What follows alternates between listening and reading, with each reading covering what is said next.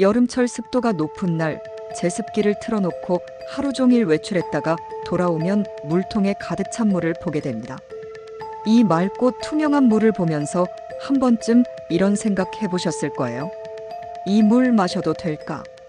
화분해줘도 괜찮을까? 혹시 아까워서 버리기 망설여지셨다면 오늘 이 궁금증을 한 번에 해결해 드리겠습니다. 먼저 제습기가 물을 만드는 원리를 알아야 합니다. 제습기는 공기 중의 수증기를 냉각시켜 액체 상태로 응축시키는 방식으로 작동해요.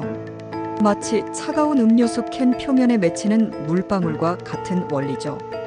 이론적으로는 순수한 증류수와 비슷한 과정을 거치는 셈입니다. 그럼 정말 깨끗한 물일까요? 안타깝게도 답은 아니오입니다. 한국소비자원이 2023년 실시한 조사 결과가 충격적이에요.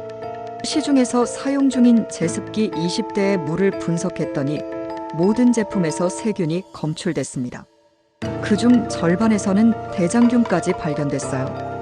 가장 심각한 경우에는 음용수 기준치보다 100배 높은 세균 수치가 나왔습니다.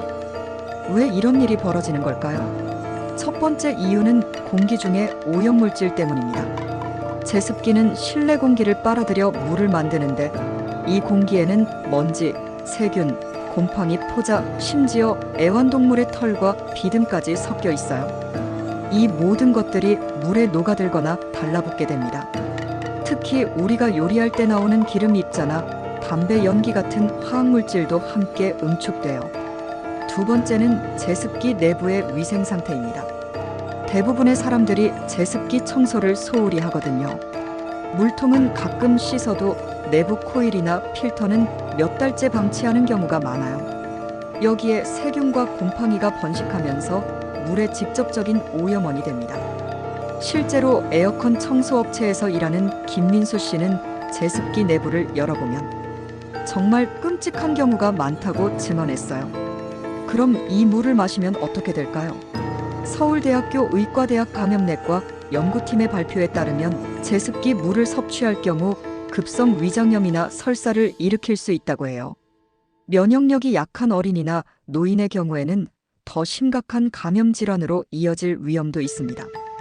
특히 레지오넬라균이 검출된 경우에는 폐렴까지 유발할 수 있어요. 식물에게 주는 것도 좋지 않습니다. 제습기 물에 포함된 화학물질과 세균이 식물의 뿌리를 손상시킬 수 있거든요. 원예 전문가 이수진 씨는 제습기, 물을 준 화분에서 뿌리 썩은 병이 발생하는 사례를 여러 번 봤다고 말했어요. 특히 실내 공기가 좋지 않은 환경에서 나온 제습기 물일수록 더 위험합니다. 하지만 완전히 쓸모없는 건 아니에요. 적절한 용도로 사용한다면 물 절약에 도움이 될 수 있습니다. 가장 안전한 활용법은 청소용으로 쓰는 거예요. 바닥 닦기, 화장실 청소, 세차 등에는 문제없이 사용할 수 있어요.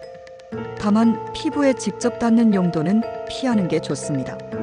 일부에서는 제습기 물을 끓여서 사용하면 안전하다고 주장하기도 해요.